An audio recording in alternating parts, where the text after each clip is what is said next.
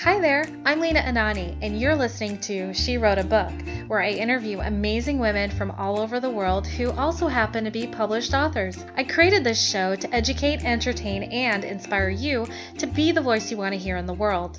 Now let's get started. You are listening to episode number 119 of She Wrote a Book, and today I'm interviewing Abigail Steinberg, author of the book Recipe for Success, an insider's guide to bringing your natural foods to market.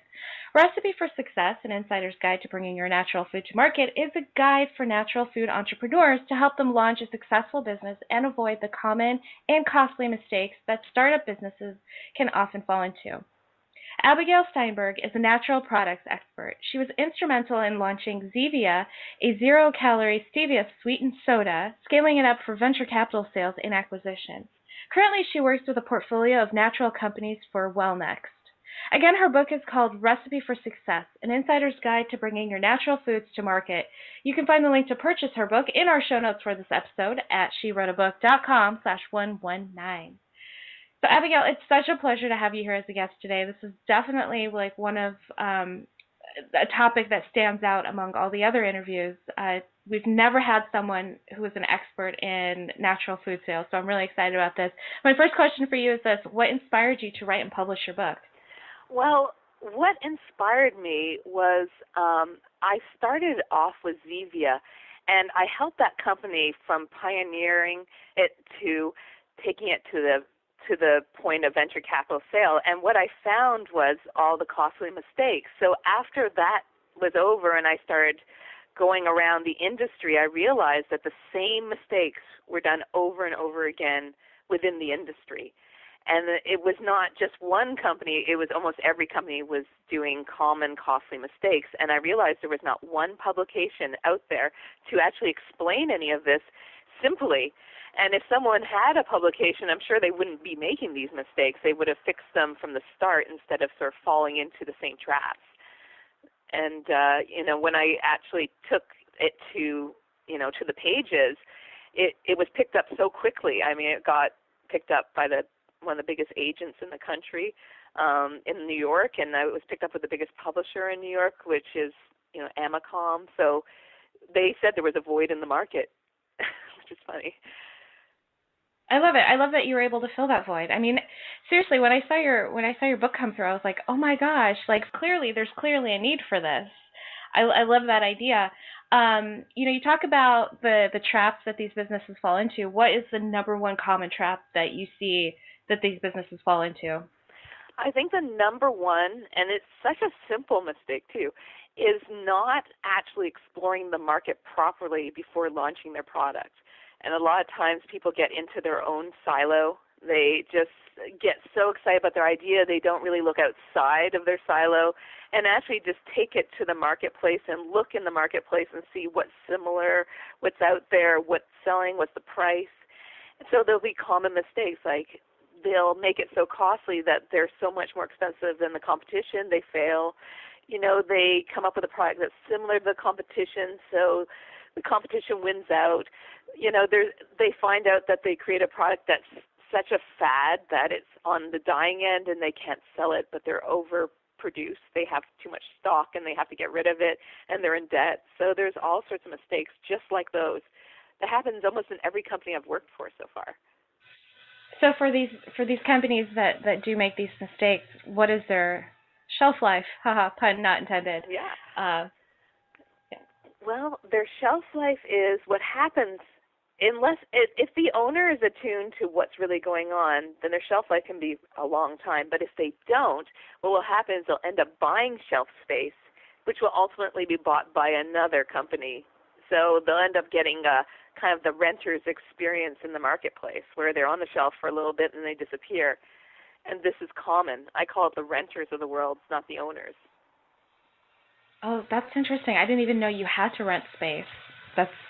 Kind of do. Sometimes it's a free fill. Sometimes it's a certain amount of demos. Sometimes it's marketing money. Sometimes it's, you pay for the actual space. I mean, it really depends on the market and how valuable it is itself. Like if you're going for Whole Foods, it might be a free fill. But if it's a free fill for 233 stores, well, that gets expensive, So it's costly, and if you get on the shelf and you don't take care of yourself, you'll lose that space pretty quickly too. Where does marketing play in all of this?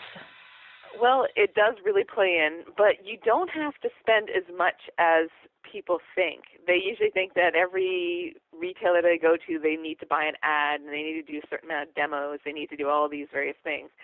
But sometimes they do, depending on the product, but a lot of times you just need to really look at it and streamline and say, well, maybe I can just put it on sale and have a display and not spend, $1,000 on demo people coming in through the store. Maybe it's going to be a better price for what I'm getting. You sort of have to look at what you're getting for what you're spending and really look at it, not just agree, because the retailer will ask for the sun, moon, stars, and if you're excited, you probably will just agree to give it to them because you're excited to be there, but you have to really be smart about it and have a little strategy, or else you'll just end up off the shelf in the half-price bargain bin. Oh man, that must be a bummer when you get to that point.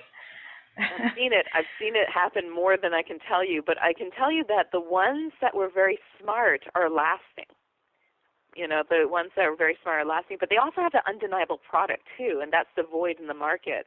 I'm going to come out with another stevia drink. Like if you want to just mix into the fold, you can be sort of, kind of popular during demos, and then it'll just be gone once you're stopped demoing. Or come up with a product that people are excited about, and they just want it. Like Zevia bread came out, like filled that void immediately. Everyone wanted sprouted bread, so it was just a great timing, and everyone gravitated to it. It's something like that when you're launching a product.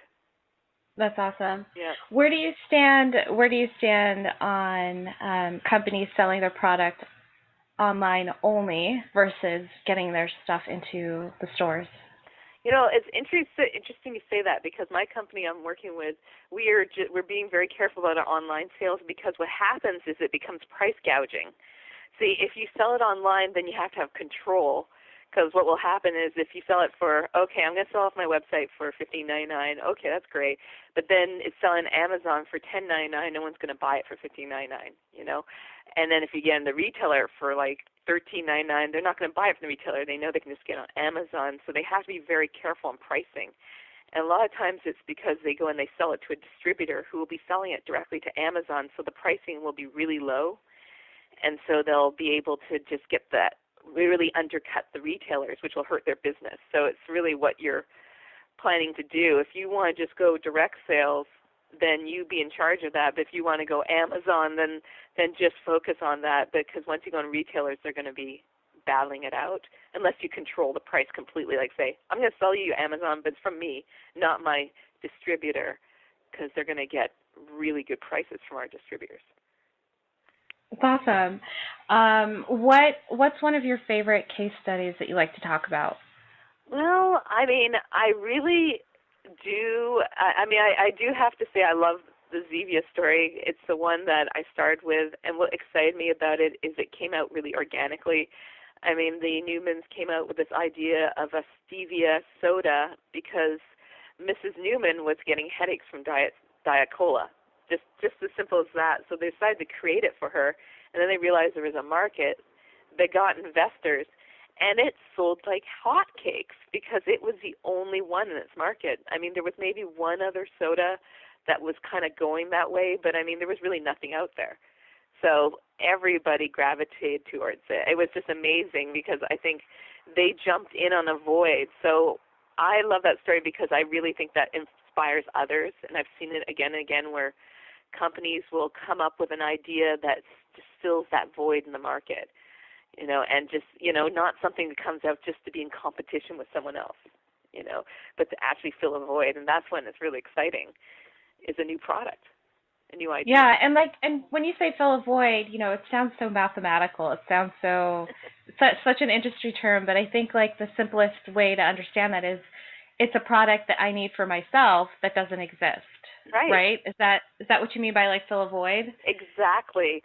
I see it again and again that, there'll be an idea of a product that will just come out and you'll just say, wow, I wish I had thought of it. Like when Bragg's came out with the amino acids, it was just such a smart idea because they just jump in on the idea already. I mean, it's been around for a while, but they knew that was a void. People were talking about it, but no one was looking at doing it liquid and instant on their food, and they filled that void. You know? That's amazing. That's awesome. When you were working on the Zevia project, what was one of the biggest challenges you faced, and how'd you get around it? Well, the biggest challenge was introducing stevia into the market in the first place, because people would say, oh, this is terrible. So we have to reformulate a few times, and these are the kind of costly mistakes, because what happened is they reformulated and they didn't really test it too well, and then they get out in the market and realize, oh, now we have to reformulate again, and redesign the packaging and that sort of thing. So what I learned from them was that to really get the idea right off the bat, because some of these changes, it wasn't really a mistake, but are like $100,000, $200,000 at a time, which can easily sink a company. If they didn't have the financing, they wouldn't have been able to get through, but they did, and that's why they're so successful today. That's awesome. So Abigail, what do you love most about being an author? Well, what I love most, beyond the excitement of actually seeing the book out there, is that I'm getting so much attention for keynote speaking.